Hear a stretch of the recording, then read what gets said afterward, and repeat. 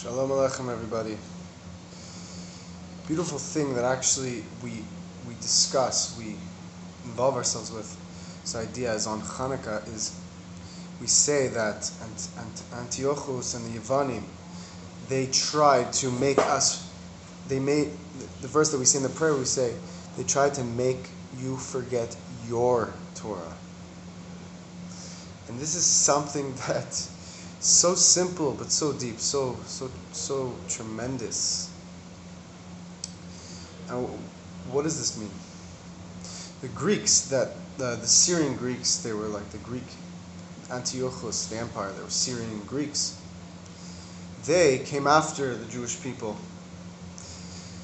but they didn't want to kill the Jewish people. They didn't want to make us. They didn't want to kill us. They just wanted us. They didn't want to kill us physically. They wanted to kill us spiritually, which is actually worse. They didn't think that all Jews should have to be killed. They just didn't want us to be involved with Hashem's will. And they didn't even have a problem necessarily with us learning Torah. They just didn't want it to be your Torah, our Torah. Of course, learn Torah, but learn in a way of intellect. Learn in a way to become intelligent and to become sophisticated. But what's this? Your Torah? You have your soul's intrinsically connected to this. This is the inner fabrics of reality. That they couldn't tolerate. That they didn't want any of. Oh, you learn Torah. They recognized it was incredibly deep, incredibly sophisticated ideas, but they weren't able to tap into the inner godly spark within it. They didn't want it to be your Torah. We all have this battle within ourselves. The inner voices, obviously some more than others, obviously Baruch Hashem, not everyone has this problem, Baruch Hashem. But some people may find themselves on occasions with difficulties where they know that the Torah, they have to fulfill Hashem's will, they have to learn Torah and they have to follow the commandments. But they're not tapping into the fact that it is their Torah, it is your Torah. And that is the inner soul of the Torah. That's our soul. That's how we really connect to the Eivishter, to Hashem. And we remember that it is each and every one of our inheritances from Abraham, Isaac, and Jacob to learn Torah and connect to Hashem. And even individually, not just collectively as a whole, we have to learn Torah. And, okay, of course we have to learn Torah, but the tzaddikim, the top sages are learning it, and they're doing it for us. No, that's not the way it's supposed to be.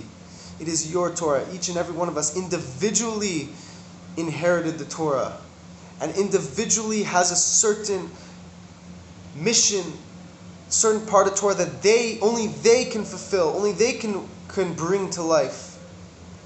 The Torah is alive. We are living it. We are bringing it to life. We are a part of the Torah. It wasn't just some book, beautiful book that was written many years ago. No, it is the inner fabrics of reality, and it is as relevant now as ever before. And we are a part of this book. When we fulfill Hashem's will, when we connect to Hashem, we are living the Torah, literally. We read about Yosef, we read about Joseph and his brothers, and we read about Moses and Joshua and all the holy people that we learn about. We have to recognize that we are the Torah right now. We are the ones who make the Torah come to life, come to physicality. Of course the Torah is live, but we're the ones who fuse it with physicality. We're the ones who bring it into action, into real time. And when we reflect upon this, that Hashem wants a relationship with each and every one of us. We're all extremely precious to Him. Extremely. We are uncompromisable to Him. Each one of us, for who we are, that's who we're supposed to be. And the fact that somebody knows much more Torah than you, It doesn't change. So he can't fulfill what you have to fulfill. Hashem wants you, where you're at right now, in your body, in your situation, to learn Torah, to connect to Him, to fulfill His will. He doesn't want someone else who's maybe at a higher level than you intellectually to do your job for you. No, He's interested in you specifically doing your job, and He's interested in Him doing His job entirely. We could see this with a beautiful, simple example in life, that when a little child learns to walk, and he's falling, and then he takes a couple steps and he's able to walk, everybody starts freaking out, they get excited. Why? Because the little child, I understand, child, he's very young, he just took 3-4 steps. What's so exciting about that? An 8-year-old kid could do cartwheels and do flips. How come no one goes so crazy? There's 8-year-olds that could do flips and cartwheels. Everyone's shrugged, whatever, they don't care so much. But a little child takes a few steps. Why is that such a big deal? Because it's something new. The baby that just learned to walk, for him, those 3-4 steps are incomparably more impressive, more dear than a child who could run around and jump around. Because for him, like, how has he changed since yesterday, so to speak? What novelty has he revealed? Whereas, like, a child who learns to walk for the first time, it's the most precious thing. Of course, you compare it and say, there's people who could do flips. Yeah, but this child, for who he is, these steps for him are amazing. Yesterday, he couldn't even stand, and now he's walking, and he's so young and so small and so innocent. He or she, of course. And with this, we can appreciate that each and every one of us in our situation is dear to Hashem. And that even in our own calculations, sometimes if we underestimate ourselves, Hashem never underestimates us.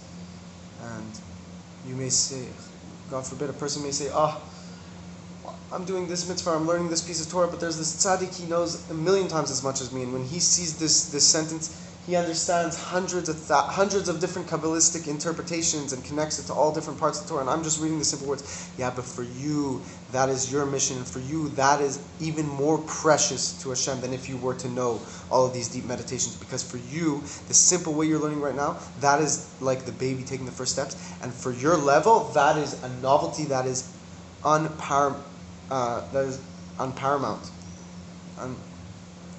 Incomparable to anything that someone else could do.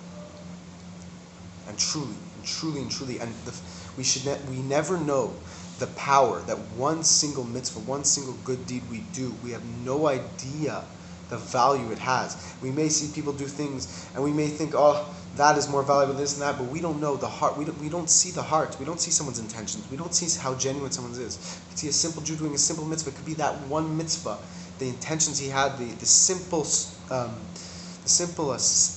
surrendering he had of himself, giving over to Hashem, could have put a whole fixing on the entire world and brought the necessary godly light into the world to bring Moshiach.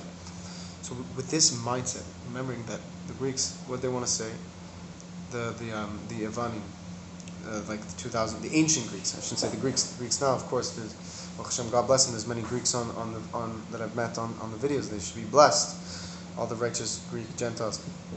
But then the Syrian Greeks that were 2,000 years ago, they wanted to take away the Torah from us. They didn't want to take away the Torah to learn as an intellectual idea. They just didn't want it to be your Torah. Remember, it's your Torah. Then you connect to Hashem, the innermost part of your soul, the Yechida, the part of your soul that is indistinguishable from Hashem. It's a part of Hashem Himself. And our whole soul is, but at that level, that's the innermost, deepest level of our neshama, etzem neshama, the essence of our soul. That level of our neshama, when we remember that it's our Torah, it's your Torah, then we activate it and we feel it, and that will change our lives. May it happen today. May Hashem bless you.